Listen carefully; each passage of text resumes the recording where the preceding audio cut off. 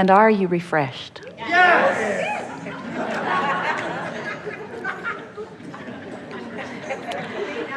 Esther translates our enthusiasm with volume as well. Now what?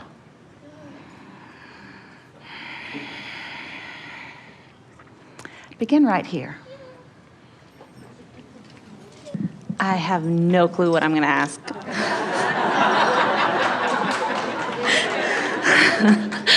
Oh, shit.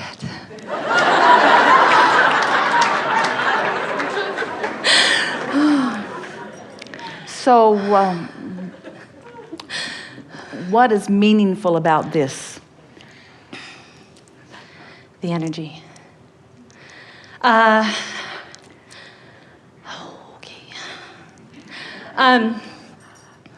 I think I have two main questions.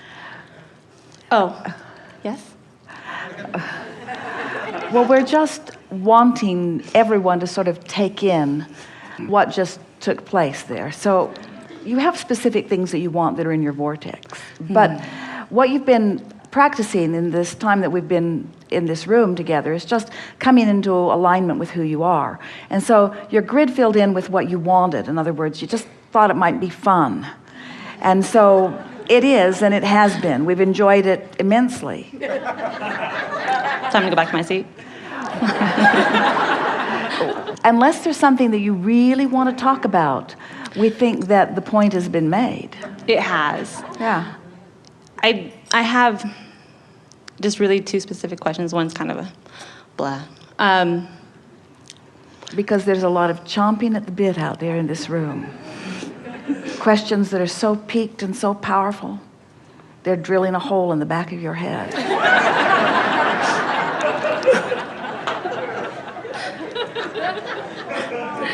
Are you telling me to go back to my seat? We're just encouraging focusing. Okay. This is an example of someone who lives the art of allowing. Really good. It's nice to see. Ah, that makes me feel great. I've noticed recently when I am sad or my vibrations are really low, I see my car. Like, I call it my dream car, but it's my car. I want it. I see it more when I'm not feeling good than when I'm like, ooh, I'm feeling great. Where is my car? What is that about? Well, where do you see it? In someone Just else's driving. driveway? Yeah, well, like in someone else's possession? Well, up until just recently when I noticed that, I would see it when I was excited. The most important question is, how do you feel when you see it? I get back excited. Well, that's good. So the grid is filling in. The grid is filling in with something more tangible. You still don't own it, you still don't possess it, but your grid is filling in. So now make your opening statement again. Shit. When... Sorry.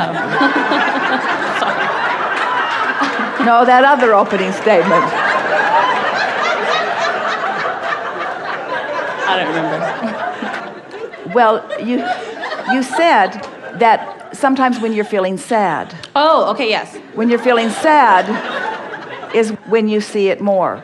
So the way the law works is when you are feeling at your best is when you would be seeing what you want the most. When you're feeling at your worst is when you'd be seeing the absence of what you want. So you must not be far into the deep crevasse of lack, or when you see it, it wouldn't boost your feeling. So that's a good thing.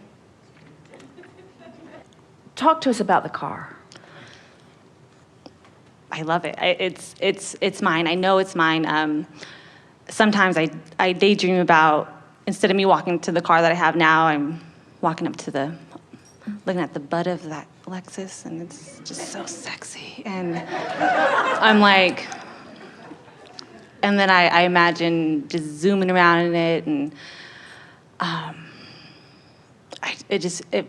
All right, so does it sound to you like she's being specific? Really specific. Mm-hmm. And as you're being specific, you're feeling really good. So Now, let's see if we can explain why sometimes when you're feeling sad, you find yourself thinking about the car. Are you using it as a touchstone to raise vibration? Is there a part of you that recognizes that when you focus there, your vibration raises? Okay. That's what's going on. You have been focused upon it enough that's one of those things. Our friend was talking earlier about 9 things that aren't going well and 1 that is. Well, this is an example of something that even though it has not manifested, you're able to use it as the thing to focus that raises your vibration. And as you look for more and more things like that, in time you will come to the conclusion that you never have any reason to feel less than good, because there is always something that you could focus upon, if you would, that would raise your vibration. We think you had more to talk about than you knew. One thing that's really important to me, since I've been here, I realized how well, I don't know, I mean, it was a co-creation, but growing up, me and my dad didn't have a good relationship, so that put, what we did want in the vortex. And I realize now our relationship is amazing. I absolutely adore my dad. It's a complete, turnaround from where it was. He's the one who introduced me to you.